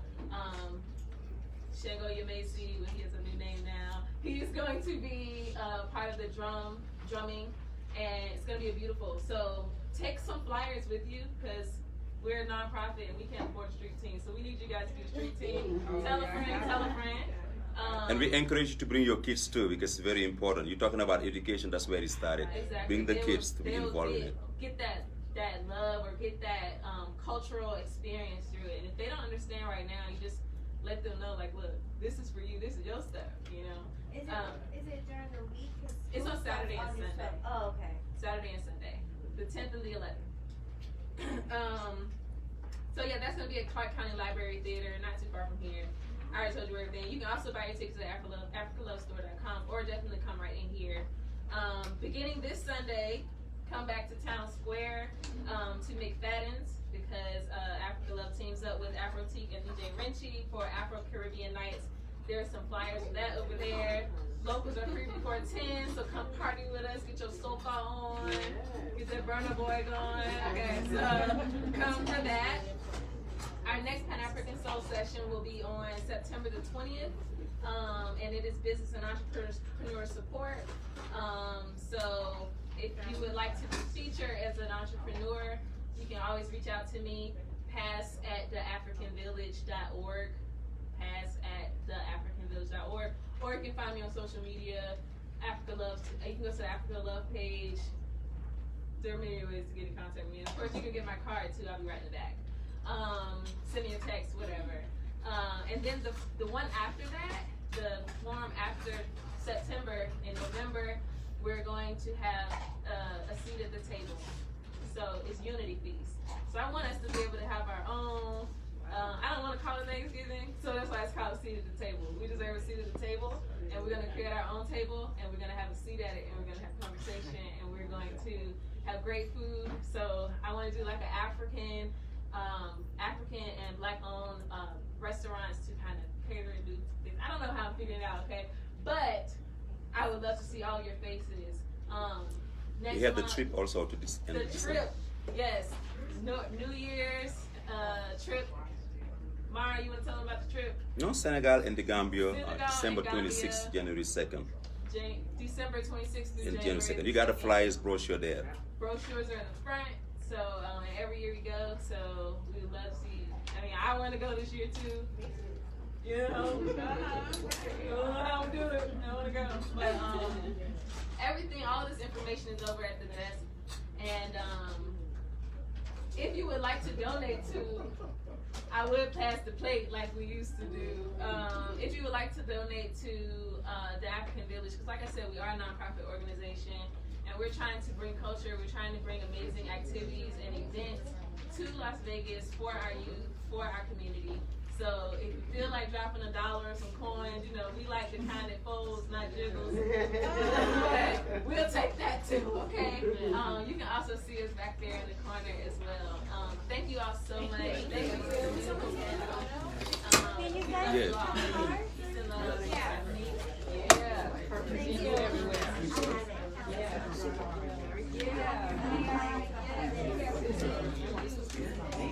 I was just finna turn it.